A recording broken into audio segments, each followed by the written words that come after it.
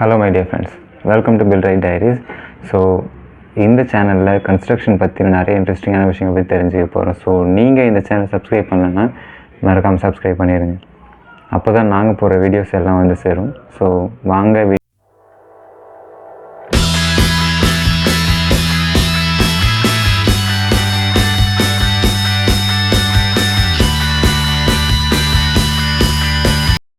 நான் இப்போ என்னை பற்றி சொல்லணுன்னா, என் பேர் சிவா, ஒரு civil engineer, nearly 6+ year in experience in construction and இது வரைக்கும் ஒரு 10+ ப்ராஜெக்ட்ஸ் வந்து கம்ப்ளீட் பண்ணியிருக்கேன் கன்ஸ்ட்ரக்ஷன் ஃபீல்டில்.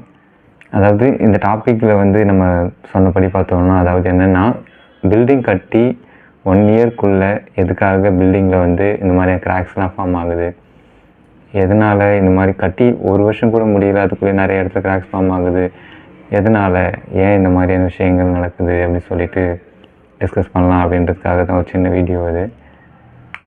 அண்டு இந்த வீடியோவில் நம்ம பர்டிகுலர் யாரையும் மென்ஷன் பண்ண போகிறதில்ல. ஸோ எங்கெங்கே தப்பாக பண்ணுறாங்களோ அதை பற்றி தான் பேச போகிறோம். ஸோ யாரையும் மென்ஷன் பண்ணி இந்த வீடியோ போடல. அதாவது ஒரு சில இடத்துல பார்த்தீங்கன்னா கன்ஸ்ட்ரக்ஷன் ரேட்ஸ் பார்த்திங்கன்னா ரொம்ப கம்மியாக கொடுக்குறாங்கன்னு சொல்லிட்டு போய் நிறைய கிளைண்ட்ஸ் வந்து கொடுத்துட்றாங்க. கொடுக்கும்போது பார்த்திங்கன்னா அங்கே வந்து அவங்க கொடுக்குற ரேட்டுக்கு ஏற்ற ஒரு பர்டிகுலர் குவாலிட்டிஸ் அவங்க வந்து காம்ப்ரமைஸ் பண்ண வேண்டியதாக இருக்குது. அதாவது ஃபார் எக்ஸாம்பிள் இப்போ வந்து சென்னையிலன்னு பார்த்தீங்கன்னா 2400 to 300 அந்த ரேஞ்ச் வந்து போய்கிட்டு இருக்குது. ஆனால் வந்து 1800 வந்து ஸ்டார்ட் பண்ணுறாங்க. இப்போ மெட்டீரியலுடைய ரேட்ஸ் இன்க்ரீஸ் ஆகிடுச்சு. And even A to Z எல்லாமே கன்ஸ்ட்ரக்ஷன் ஃபீல்டோடைய எல்லா மெட்டீரியல்ஸுமே ரேட் வந்து இன்க்ரீஸ் ஆகிடுச்சு. அதே மாதிரி மெட்டீரியலோட ப்ரொடக்ஷனும் அதுக்கேற்ற மாதிரி மெட்டீரியல்ஸும் அப்கிரேட் ஆகிடுச்சு.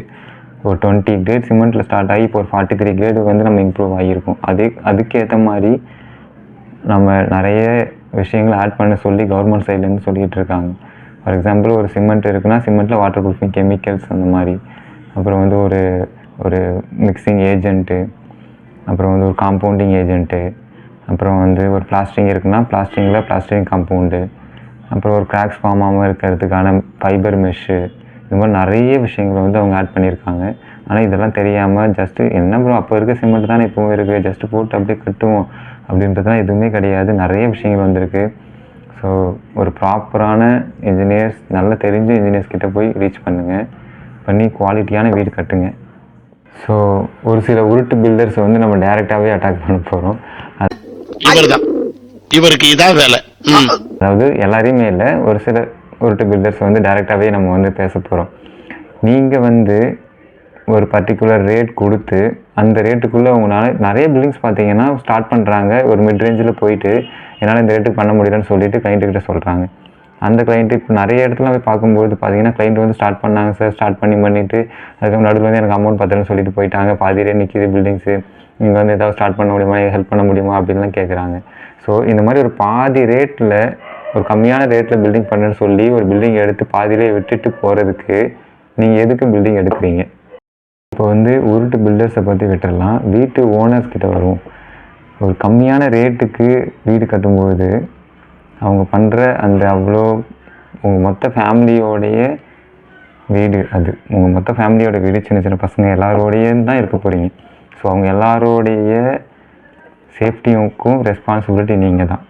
அப்படி இருக்கிறப்போ அந்த ஒரு 100 rupees ஒரு 200 rupees மைனஸ் பண்ணி அப்படி என்ன பண்ண போகிறீங்க? இப்போ கேட்கலாம், தம்ப்நெயிலில் கொடுத்த டாபிக்கும் இதுக்கும் சம்மந்தமே இல்லையே ப்ரோ, இப்போ ஏன் ப்ரோ இதெல்லாம் பற்றி பேசிகிட்டு இருக்கீங்க அப்படிங்கன்னா எல்லாத்துக்குமே சம்மந்தம் இருக்குது. அதாவது ஆக்சுவலாக ஒரு 2 to 5 years முன்னாடிலாம் 1800ங்கிறது நல்ல ரேட் தான். ஆனால் இப்போது எல்லாமே ரேட் இன்க்ரீஸ் ஆகிடுச்சு, எல்லா கன்ஸ்ட்ரக்ஷன் மெட்டீரியல் ரேட்டும் இன்க்ரீஸ் ஆகிடுச்சு. ஸோ நீங்கள் ஒரு பில்டிங் கட்ட போகிறீங்க அப்படின்னா முதல்ல எவ்வளோ ரேட்டு இருக்கிற எந்த மாதிரியான ஒரு ரேட்டு வந்து ஒரு ஓகேவான ரேட்டு, எந்த ரேட்டு வந்து ஒரு கரெக்டான ரேட்டு, இதுக்கு கம்மியாக இருக்கும்பொழுது அவங்க எந்த மாதிரி விஷயங்களை வந்து காம்ப்ரமைஸ் பண்ணுறாங்க. நம்ம வந்து ஜஸ்ட்டு வந்து கம்மியாக இருக்குது அப்படின்னு சொல்லிட்டு போய் விழுந்துடாமல், அதாவது ஏன் இந்த மாதிரியான கம்மியான ரேட் கொடுக்குறாங்க. இப்போ பார்த்தீங்கன்னா எல்லா விலைவாசமும் ஏறி போயிடுச்சு, எல்லா மெட்டீரியலோட ரேட்டுமே ஏறிடுச்சு. ஆனால் இவ்வளோ ஏறியுமே இவங்க எப்படி இவ்வளோ கம்மியான கொடுத்து அவங்களுக்கான ப்ராஃபிட் மார்ஜின் அவங்க எப்படி எடுக்கிறாங்க, இதை எல்லாத்தையும் தான் திங்க் பண்ணணும். இதை எல்லாத்தையும் திங்க் பண்ணி நீங்கள் ஒரு கம்மியான ரேட் போய் கொடுத்துறத விட இந்த எல்லா விஷயத்தையும் திங்க் பண்ணி அப்போ அவங்க வந்து உங்கள் பில்டிங்கில் எந்த மாதிரி விஷயங்களை வந்து காம்ப்ரமைஸ் பண்ணி அவங்களோட ப்ராஃபிட் அதில் எடுக்கிறாங்க. இதுதான் விஷயம், இதுதான் பார்க்கணும். இது ஒரு கண்டிப்பாக ப்ரொமோஷன் வீடியோ இல்லை, இது வந்து ஒரு அவேர்னஸ் வீடியோ தான். ஸோ தெரிஞ்சுக்கோங்க, தெரிஞ்சுக்கிட்டு வீடு கட்டுங்க.